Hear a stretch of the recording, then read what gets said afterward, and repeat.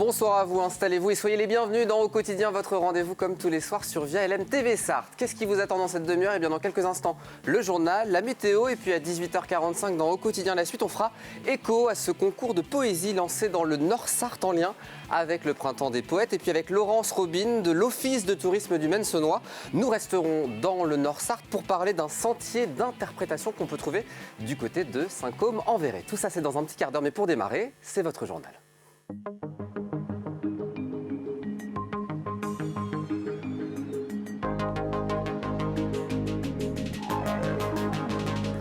Journal présenté ce soir par Anthony Piton. Bonsoir Anthony. Bonsoir Aurélien, bonsoir à tous. Au sommaire, les agriculteurs ont manifesté aujourd'hui leur colère. Une vingtaine de tracteurs a fait irruption place des Jacobins au Mans ce jeudi.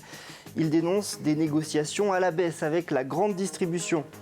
Les petits propriétaires forestiers de Bercé se regroupent dans un chantier groupé, une solution pour mieux exploiter et entretenir les parcelles. Et puis, quelle est la situation de l'apprentissage en Sarthe? On en parlera avec notre invité Bruno Provost, le président de l'U2P, l'Union des entreprises de proximité. Mais avant toute chose, Anthony, la Sarthe connaît une flambée des cas de Covid. Oui, l'Agence régionale de santé des Pays de la Loire parle déjà de troisième vague. Le taux de positivité en Sarthe a grimpé à 8,5%. Quant au taux d'incidence, il connaît aussi une hausse fulgurante avec 219,7 cas pour 100 000 habitants. Et d'ailleurs, un deuxième collège est touché par le cas de Covid. Après le collège Bellevue de l'Oué fermé suite à la détection de 6 cas positifs parmi les élèves et le personnel, c'est au tour du collège André Piauget à Conly d'être touché. 5 cas de contamination au Covid-19 ont été décelés parmi les élèves d'une même classe. La classe de 4e B, elle est fermée. Tous les élèves de cette classe doivent rester chez eux jusqu'au mercredi 27 janvier. Et sitôt ouvert, sitôt complet. Déjà plus aucun créneau possible pour la réservation pour la vaccination au centre de la Flèche.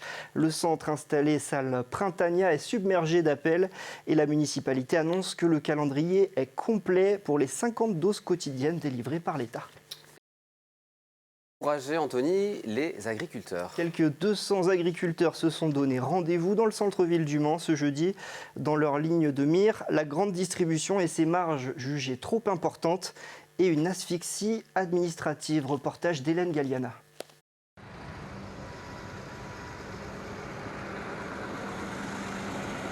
Vers 13h30, les premiers tracteurs arrivent dans le centre-ville du Mans.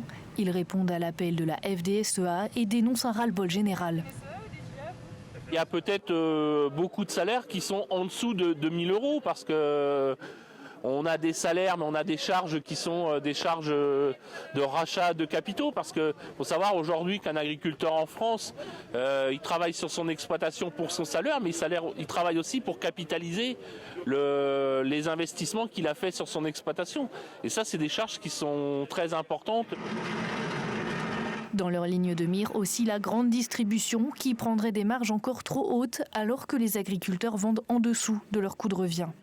La grande distribution, elle, a fait du profit pendant les périodes de confinement et tout, et continue à vouloir faire du profit. Donc elle demande à nos acheteurs de baisser les prix sur 2021, alors que nous, on sait pertinemment que le coût sur nos exploitations, il augmente. Le coût des céréales augmente, le coût des protéines augmente, ce qui fait que nos coûts alimentaires de nos animaux augmentent.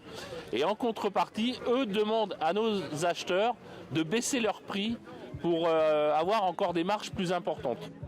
Vers 15h ce jeudi, une délégation a été reçue en préfecture. Pendant ce temps-là, d'autres ont mené des actions dans des enseignes de grande distribution. Et on l'a vu dans ce reportage d'Hélène Galliana, la météo est pour le moins capricieuse en Sarthe. Les rafales de vent qui ont touché le département ce jeudi après-midi vont continuer dans la nuit. La Sarthe est placée en vigilance jaune vent violent par Météo France jusqu'à ce jeudi 21h. Des orages sont également prévus et des rafales jusqu'à 90 km/h ont été enregistrées. Allez, restons au chaud avec notre invité qui est en plateau ce soir. C'est Bruno Provost, le président de l'U2P Sarthe, l'Union des entreprises de proximité. Bienvenue Bruno Provost. Alors votre syndicat représente l'artisanat, le commerce de proximité et les professions libérales. Est-ce que vous pouvez nous dire quelle est la situation de ces entreprises touchées par le Covid-19 en ce moment ?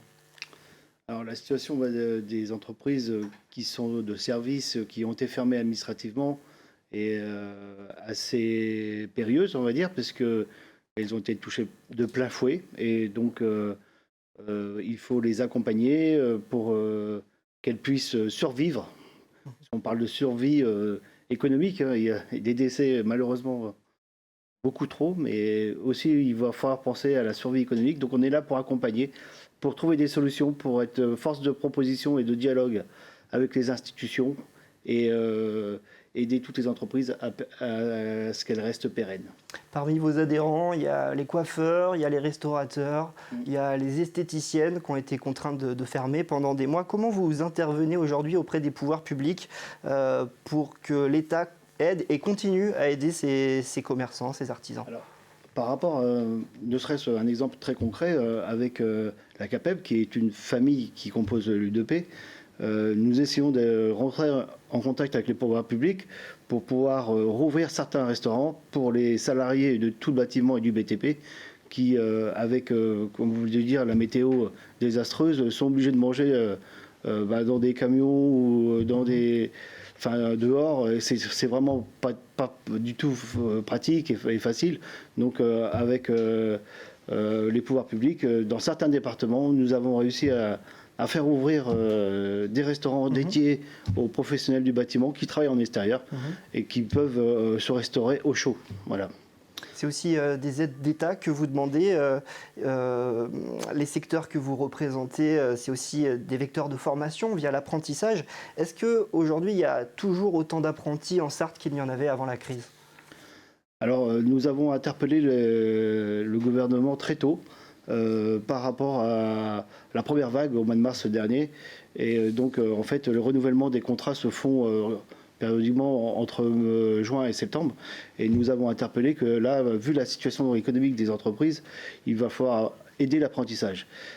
C'est un élément qui a été entendu et qu'il y en avait en 2019. Voilà, donc le gouvernement a donné des aides pour l'apprentissage et ça a été très efficace puisque nous avons réussi à augmenter le nombre d'apprentis malgré la crise économique en accueillant entre 10 et 15% de plus d'apprentis qu'en 2019.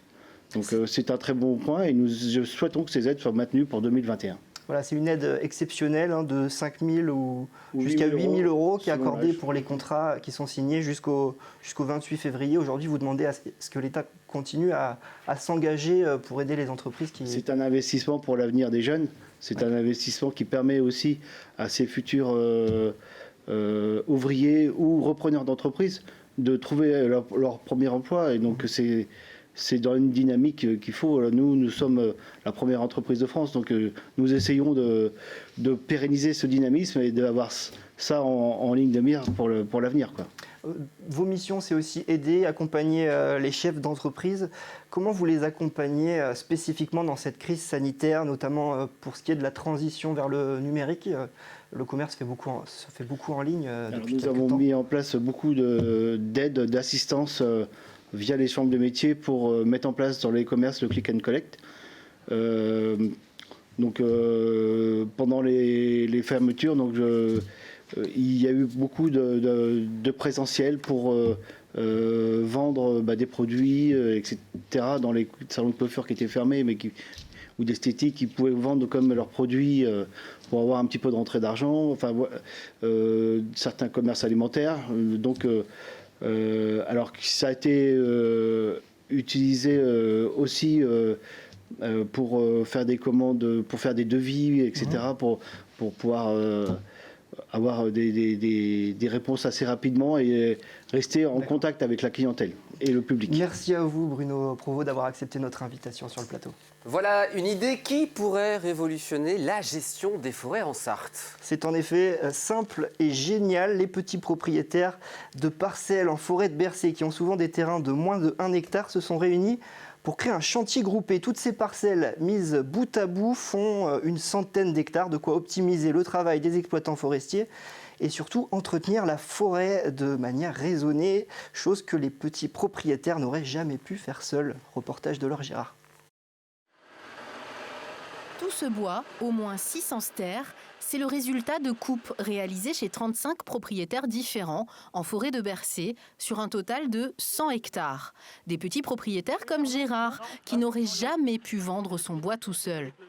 C'est-à-dire l'entretenir, oui, mais la valoriser, non, absolument pas. C'était pour cette parcelle qui contient environ 190 arbres, dont actuellement il y en a une bonne cinquantaine qui sont exploitables, qui méritent encore d'être valorisées, puisque c'est quand même un peu un truc sentimental à l'origine, quoi.